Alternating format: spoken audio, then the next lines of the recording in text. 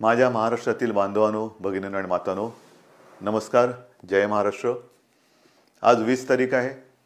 मी कालच आपल्या भेटीला आलो होतो आणि कालच्या भेटीत मी सांगितलं होतं एक 20, 25, 30 दिवस मोजण्यात काय अर्थ नाही, पण एवढ्या दिवसाच्या लॉकडाऊन नंतर आज परत एकदा गणपती बाप्पा मोरया म्हणून आपण थोडीफार हालचाल सुरू करतो आहोत. गावागावात, इतर जिल्ह्यांमध्ये काल मी आपल्याला कल्पना दिलेली आहे. Red zone, orange zone, green zone, त्याच्याप्रमाणे आपण ह्या काही सूचना देऊन काय करावं आणि काय करू नये या सूचना देऊन आपण हळूहळू हातपाय हलवायला सुरुवात केलेली आहे. असा कृपया कोणी समज करून घेऊ नका की आता संकट टळले. लॉकडाऊन काय उठवलेला नाही, अजिबात नाही. फक्त आणि फक्त रुतलेलं अर्थचक्र त्याला पुन्हा एकदा गती देण्यासाठी म्हणून आपण ही एक सुरुवात केलेली आहे. मी तर म्हणेन ही थोडीशी एक ट्रायल म्हणा की आपण सगळेजण कसे वागतो आहोत. हा लॉकडाऊन लवकर संपवण्याचं आपल्याच हातामध्ये आहे. जेवढी शिस्त आपण पाळाल तेवढं लवकर आपण या संकटावरती मात करून या संकटातून आपण बाहेर पडू. आज देखील मला काही ठिकाणावरनं माहिती मिळते की जणू काही लॉकडाऊन उठवलेलं आहे अशा पद्धतीने गर्दी व्हायला लागली. अजिबात नाही चालणार. जर का अशी गर्दी व्हायला लागली, सोशल डिस्टन्सिंग हे जर का पाळलं गेलं नाही, तर मग कदाचित परत आपल्याला निर्बंध अधिक घट्ट करावे लागतील आणि एकूणच आपल्या हालचालींवरती पुन्हा काही दिवसांसाठी बंधने टाकावी लागतील. आणि म्हणून मला असं वाटतं ही जी काही बंधन आहेत त्यातली शिथिलता आहे. आपण पूर्ण बंधनमुक्त झालेलो नाही आहोत आणि ते केवळ आणि केवळ आपल्यासाठी आहे. आज मी पुन्हा एकदा आपल्यासमोर आलेलो आहे. याचं कारण असं की गेले जवळपास महिनाभर, म्हणजे अगदी दिवसांच्या हिशोबात बोलायचं झालं तर आज महाराष्ट्रामध्ये पहिला रुग्ण सापडल्यानंतर 6 आठवडे पूर्ण होत आहेत. या 6 आठवड्यामध्ये आपण जसे एका संयमाने आणि जिद्दीने नाईलाज म्हणून घरामध्ये बसलात, तसेच सगळे आपले डॉक्टर्स, साफसफाई करणारे सगळे कर्मचारी, नर्सिंग स्टाफ, पोलीस, महसूल यंत्रणा सगळेच हे अत्यंत तणावाखाली मेहनत करत आहेत. मग कुठे गर्दीला थोपवणं, कुठे आपली अन्नधान्याची जी काही साखळी आहे ती सुरळीत चालू ठेवणं, या सगळ्या गोष्टी आपण करतो. मी पुन्हा म्हणजे एका गोष्टीची पुनरावृत्ती नाही करत आहे सांगण्याच्या बाबतीमध्ये. सांगण्याचा मुद्दा काय आहे की करोना विरुद्ध युद्ध ही आजची आपली प्राथमिकता आहे. आणि हे करत असताना काही गोष्टी अशा घडतात की त्या लांछनास्पद आहेत. काल दुपारनंतर अचानक सगळीकडे बातमी झाली पालघर 16 तारखेला घडलं. यापूर्वी देखील गेल्या 5 वर्षात अशा काही घटना ज्याला मॉब लिंचिंग म्हणतो, मॉब लिंचिंग हा शब्द गेल्या काही दिवसात हा आपल्याला कळलेला आहे की कुठे इतर राज्यात सुद्धा कशामुळे मॉब लिंचिंग झालं. कारणं वेगवेगळी असतील. त्या कारणात आता मी जात नाही, मला राजकारण आणायचं नाहीये. पण गेल्या 5 वर्षात सुद्धा काही ठिकाणी आपल्या राज्यामध्ये हे मॉब लिंचिंग झालं, जे होता कामा नये. ही आपली संस्कृती नाही. मुद्दा काय येतो की ते झाल्यानंतर सरकार काय करते. मुळामध्ये हे जिथे घडलं, मी मुद्दाहून कागदच घेऊन बसलोय हातामध्ये. हे पालघरमध्ये घडलं, म्हणजे पालघरमध्ये घडलं बरोबर आहे, पालघर जिल्ह्यात घडलं. पण प्रत्यक्ष पालघरपासून साधारणतः 110 किलोमीटर अंतरावरती जिथे दादरा नगर हवेली वगैरे जो केंद्रशासित प्रदेश आहे त्या सीमेच्या जवळ हे घडलं. काय घडलं नेमकं? लॉकडाऊन आहे. सगळीकडे जो तो कुठे ना कुठेतरी जाऊ इच्छितो पण जाता येत नाही. आणि अशा परिस्थितीत हे 2 जे साधू होते ते सरळ मार्गाने आपण जाऊ शकणार नाही म्हणून एका दुर्गम भागातून ते जात होते, जिथे गडचिंचली नावाचं एक गाव आहे. गडचिंचली गाव मी आपल्याला सर्वांना खास करून ज्यांना असं वाटते की हे मुद्दामून काहीतरी घडवले गेले, हे 2 धर्मातलं काहीतरी आहे, त्यांना सांगू इच्छितो की आपला हा लॉकडाऊन उठवल्यानंतर मुद्दामून गडचिंचली गावात जाऊन बघा हे गाव नेमकं कुठे आहे. पालघर पण पालघरमध्ये हे गाव कुठे आहे? अत्यंत दुर्गम भागामध्ये हे गाव आहे. म्हणजे पाडा येतो, एक पाडा. तिथपासून एक साधारणतः काही मीटरवरती ही दादरा नगर हवेली म्हणजे सिल्वास वगैरे तो जो काय सगळा केंद्रशासित भाग येतो त्याची ही हद्द तिथून सुरू होते. त्यावेळेला असं झालं की हे 2 जण हे गुजरातमध्ये चालले होते. दादरा नगर हवेली त्या बॉर्डरवरती त्यांना अडवलं गेलं. अडवल्यानंतर त्यांना परत पाठवलं गेलं आणि परतत असताना हा जो काय सगळा परिसर आहे हा परिसर हा अत्यंत मी म्हटलं तसं दुर्गम आहे. तिथे गैरसमजुतीने त्यांच्यावरती हल्ला केला गेला आणि त्याच्या दुर्दैवाने त्यांची हत्या झाली. पण हा जो परिसर आहे, मग आता मला ह्याच्यात दुसरं कोणत्याही नाही, पण समजा या काळामध्ये आपण सगळ्यांनीच जर का माणुसकी पाळली, अगदी दादरा नगर हवेली जिथे त्यांना अडवलं गेलं तिथे त्यांना अडवून रात्रभर ठेवून दुसऱ्या दिवशी जर का महाराष्ट्र सरकारकडे चौकशी केली गेली असती किंवा रीतसर सरकारच्या ताब्यात त्यांना दिलं गेलं असतं तर त्यांच्यावरती ही पाळी आली नसती. पण केंद्रशासित प्रदेशात सुद्धा त्यांना प्रवेश नाकारला गेला, तिथून त्यांना परत पाठवलं गेलं आणि परतत असताना तो जो परिसर आहे, मग त्याची सीमा ठीक आहे, महाराष्ट्राची सीमा आहे, त्या केंद्रशासित प्रदेशाची सीमा आहे, त्या परिसरात गेले काही दिवस अशी एक अफवा आहे की इथे चोर फिरतायत. आणि मुद्दामून आपल्याला सांगतो की हे गडचिंचले जे गाव आहे त्या गावात महाराष्ट्रातून जायला यायला तसा नीटचा रस्ता नाही आहे. हे दुर्दैव आहे, हे मान्य करायला पाहिजे आपण. म्हणजे आपल्या पोलिसांना सुद्धा तिथे जर का नीट रस्त्याने जायचं असेल तर दादरा नगर हवेली तिथून यावं लागतं. आणि त्यावेळेला तिथे येत असताना पोलिसांच्या गाडीवरती पलीकडच्या भागात, म्हणजे आपल्या हद्दीत नाही, पलीकडच्या भागात त्या गाडीवरती सुद्धा हल्ला झाला होता. एकूण काय की ही जेव्हा घटना घडली तेव्हा पोलिसांच्या समोर पोलिसांवरती सुद्धा हल्ला झाला, त्या 2 साधूंवरती सुद्धा हल्ला झाला, त्यांच्या ड्रायव्हरला सुद्धा अत्यंत निर्गुणपणाने मारलं. मग काय झालं? साधूंची हत्या. क्यों आप चुप बैठे हो? चुप बीप कोई बैठा नाहीये. ही जेव्हा घटना घडली रात्री 12-12:30 वाजता, म्हणजे आपण एक 8-10 दिवसापूर्वी सगळ्यांनी ब्लॅकआउट केला होता.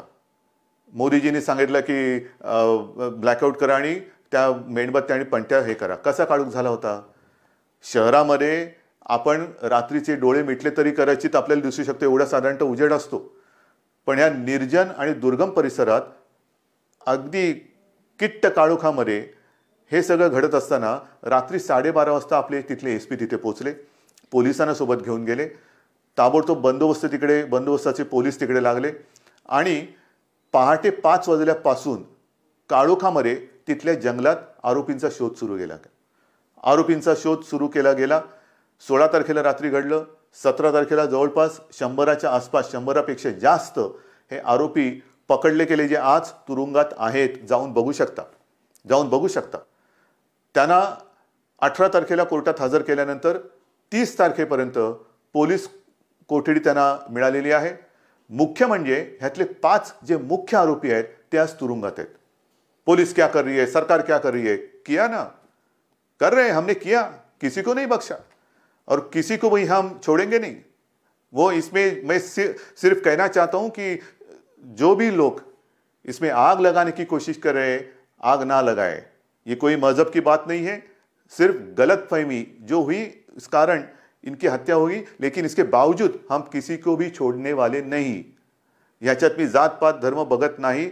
एक तर तिथल्या 2 पोलिसांना आपण तत्काळ सस्पेंड केलेलं आहे आणि अतुल कुलकर्णी हे जे आपले एक चांगला अधिकारी आपला DG CID क्राईम, त्यांना त्यांच्या एका नेतृत्वाखाली शोध करायला आपण सांगितलेले आहे. एकतर हा सगळा शोधच CID क्राईमकडे आपण दिलेला आहे.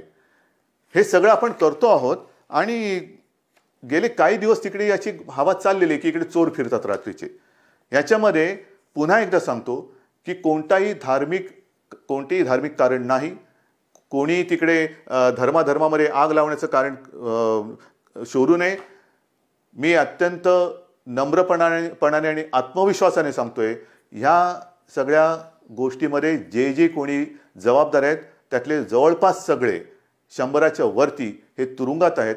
9 अल्पवयीन मुलं आहेत, त्यांना सुधारगृहात पाठवलेलं आहे आणि आणखीन काही लोक जे फरार आहेत, आजूबाजूच्या जंगलामध्ये लपलेत, काही आपल्या बाजूला असतील, काही दादरा नगर हवेलीत गेले असतील. या सगळ्यांना शोधून काढून त्यांना शिक्षा केल्याशिवाय महाराष्ट्र सरकार गप्प बसणार नाही. आणि म्हणून उगाचच आदळापट करण्यात कारण नहीं है. मैं फिर से एक बार कहना चाहता हूं, कुछ लोग इसमें आग लगाने की कोशिश कर रहे हैं. ये कोई हिंदू मुस्लिम या कोई ऐसी सांप्रदायिकता इसमें नहीं है. ये हमला जो हुआ है सांप्रदायिकता इसमें है नहीं. ये दुर्भाग्य की बात है, गलतफहमी के शिकार हुए हैं, जो बहुत ही निंदनीय बात है. एक तो मैंने जैसे पहले कहा कि ये जो इलाका है आने जाने के लिए बहुत ही कठिन है, बहुत ही कठिन. जिसे मराठी में कहते हैं ना दुर्गम एरिया, दुर्गम मतलब आने जाने के लिए बहुत ही कठिनाई होती है और वहां जाना भी हो तो दादरा नगर हवेली से आना पड़ता है।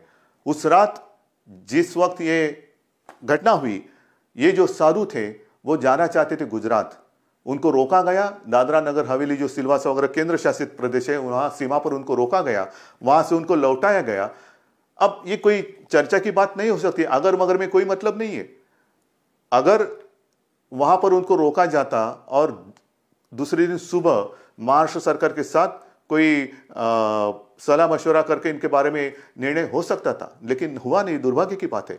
लेकिन मैं आपको वचन देता हूं, इसमें कोई भी सांप्रदायिक बात है नहीं।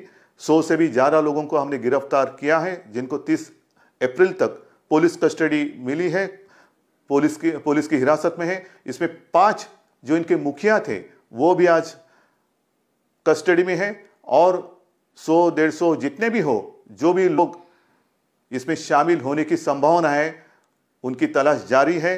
और फिर से मैं एक बार कहता हूं कि जो भी लोग इसमें गलतफहमी फैलाने की कोशिश करेंगे, कृपा कर ऐसा मत करें। मेरी बात अमित शाह जी से भी हुई है, सुबह उनका फोन था, कल योगी जी का भी फोन था और उनको भी मैंने सारी बात समझाई है। अमित भाई ने भी, उनको भी पता है कि यहाँ कोई अगल बगल में ऐसी कोई दूसरे संप्रदाय या मजहब के लोग रहते नहीं है, तो इसमें सांप्रदायिकता की बात है ही नाही, ह्याच्यामध्ये धर्मांधता नाही आहे। अमित शहाशी मी जेव्हा बोललो त्यांना पण हे ते अर्थात ते देशाचे गृहमंत्री, त्यांच्याकडे पूर्ण माहिती येत असते आणि त्यांनी सांगितलं की उद्धवजी मुझे पता है यहाँ ऐसी कोई बात हुई नहीं है, फक्त एक काळजी घ्या। म्हटलं काळजी घेतलेली। काल उत्तर प्रदेशच्या मुख्यमंत्र्यांचाही फोन आला होता, त्याने मी सांगितलं की हे मॉब लिंचिंग हा जो प्रकार घडतो इकडे तिकडे घडलेला आहे आतापर्यंत, हा अत्यंत वाईट आहे, हा होता कामा नये आणि झाल्यानंतर महाराष्ट्रामध्ये तरी तो सहन केला जाणार नाही। कारण काही असतील, महाराष्ट्रामध्ये तो सहन केला जाणार नाही। जसा पूर्वी 5 वर्षामध्ये सुद्धा काही काही ठिकाणी धुळे, चंद्रपूर वगैरे इथे तो घडला असेल नसेल, त्या कारणात मी जाऊ इच्छित नाही। पण आज तर मी तुम्हाला वचन देतोय की याच्यात जे कोणी गुन्हेगार असतील, जे कोणी आरोपी असतील, त्यांनी हत्या तर केलेलीच आहे आणि पोलिसांवरती सुद्धा हल्ला केलाय, ते हल्लेखोर सुटणार नाहीत, सुटू शकत नाही, अजिबात सुटू शकत नाही। आणि म्हणून जो विश्वास तुम्ही आपल्या सरकारवरती दाखवतात, महाराष्ट्र सरकारवरती दाखवतात, हेच आमचं बळ आहे।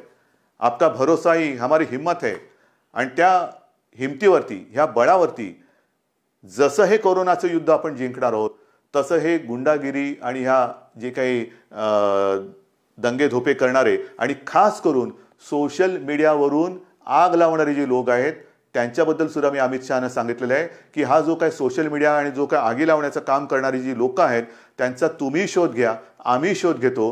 कारण प्रत्यक्ष एक होतं आणि आगी लावणारे दुसरे आगी लावून जातात, त्यांच्यापर्यंत झळा पोहोचतच नाहीत।